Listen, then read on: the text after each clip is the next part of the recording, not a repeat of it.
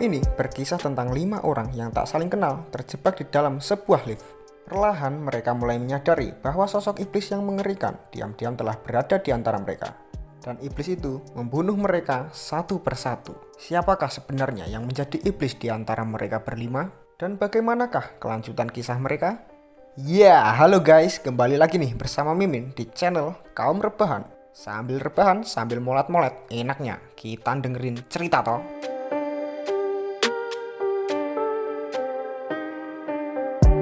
Nah, kebetulan banget kali ini Mimin mau membahas alur film yang berjudul Devil. Nah, penasaran toh gimana ceritanya? Penasaran Min? Aku yuk penasaran Min. Sudah kuduga. Kalau begitu, tonton video ini sampai selesai ya.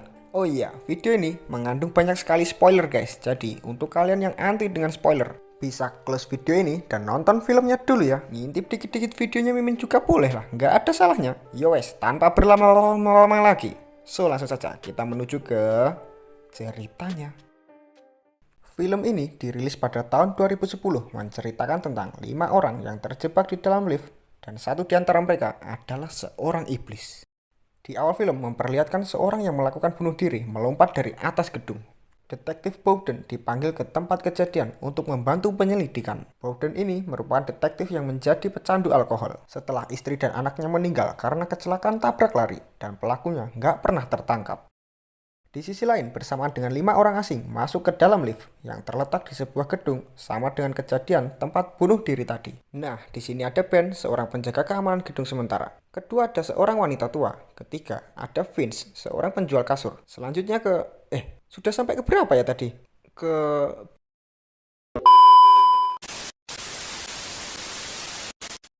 Selanjutnya ada Tony, seorang mantan mekanik. Dan terakhir ada Sarah, seorang wanita muda. Nggak lama setelah memasuki lift, tiba-tiba lift itu berhenti. Ada kondangan mungkin di depan. Keamanan kepala gedung bersama temannya yang bernama Ramirez menyadari hal itu. Lalu mereka mencoba mencari pertolongan. Kepala keamanan dan Ramirez ini bisa berkomunikasi dengan mereka, orang-orang yang terjebak di dalam lift. Di dalam lift, kelima orang ini saling mengobrol. Dan ternyata Vince ini adalah seorang penjual kasur sekaligus seorang penipu. Dia ini suka ngaku-ngaku sebagai penjual kasur. Tapi ternyata dia ini jualan spring bed lah.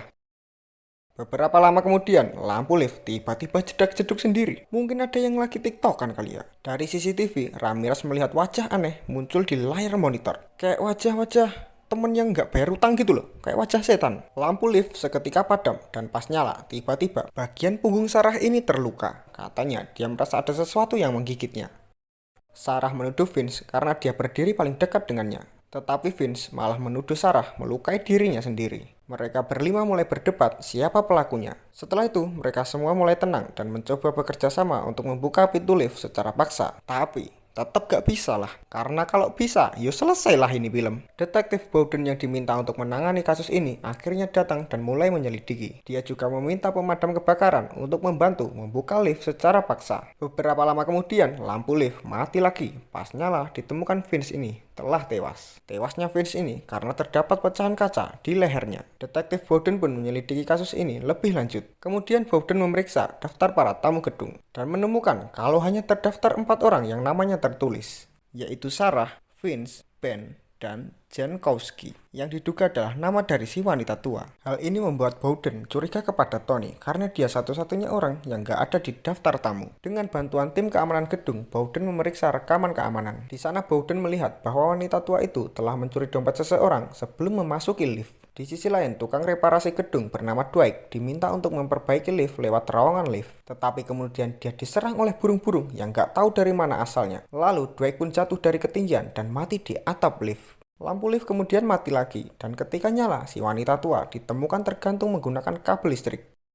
Sarah dan Ben kemudian berkomplot untuk menuduh Tony sebagai pembunuhnya. Beberapa saat kemudian, Bowden ini mengetahui kalau Sarah merupakan istri dari pemilik gedung. Diketahui pemilik gedung ini adalah orang yang kaya raya, dan Sarah sedang mengurus perceraiannya dengan suaminya ini. karena Sarah menikahi suaminya hanya karena uang. Hal ini membuat Bowden pun curiga kalau suami Sarah telah menyewa Ben untuk membunuhnya. Yang membuat Bowden lebih curiga lagi adalah si Ben ini dulunya suka melakukan tindakan kekerasan. Lampu lift kemudian kembali mati lagi. Setelah nyala, Ben ditemukan mati dengan leher yang keputer. Kematiannya Ben ini diduga karena suka menengok berlebihan. Enggak ding, Tony dan Sarah saling menyalahkan atas pembunuhan tersebut. Mereka hampir berkelahi menggunakan pecahan kaca, tetapi untungnya Bowden berhasil menenangkan mereka. Tiba-tiba lampu lift mati kembali. Setelah nyala, Sarah tergeletak dengan tenggorokannya yang tersayat. Misteri ini semakin jelimet saja setelah seorang wanita bertato datang di kantor keamanan dan memberitahu Bowden kalau Tony adalah tunangannya. Wanita ini memberitahu kalau Tony berada di gedung untuk wawancara kerja, dan dia juga mengungkapkan nama lengkap Tony adalah Tony Jankowski. Nama Jankowski yang ada di daftar nama tersebut ternyata bukanlah nama dari si wanita tua, tetapi ternyata adalah nama belakangnya Tony.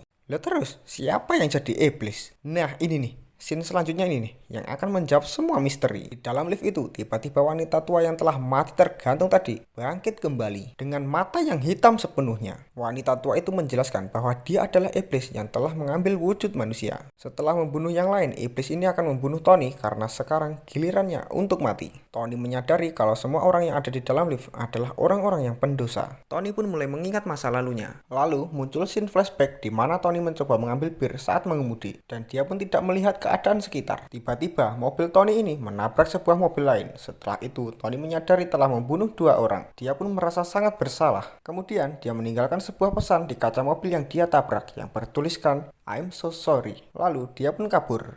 Kembali ke scene-nya sekarang, Tony pun sudah pasrah lalu menawarkan dirinya untuk dibunuh daripada Sarah yang kesulitan bernafas. Dia mengatakan walaupun semua orang yang ada di dalam lift adalah orang-orang pendosa, tetapi dialah yang paling berdosa di antara mereka. Detektif Bowden yang mengawasi melalui CCTV meminta para polisi untuk bersiap menangkap iblis itu kalau lift sudah terbuka. Di waktu yang sama, pemadam kebakaran ini mencoba memutus tali yang menghubungkan lift, dan lift pun terjatuh dan hampir menabrak lift bagian bawah.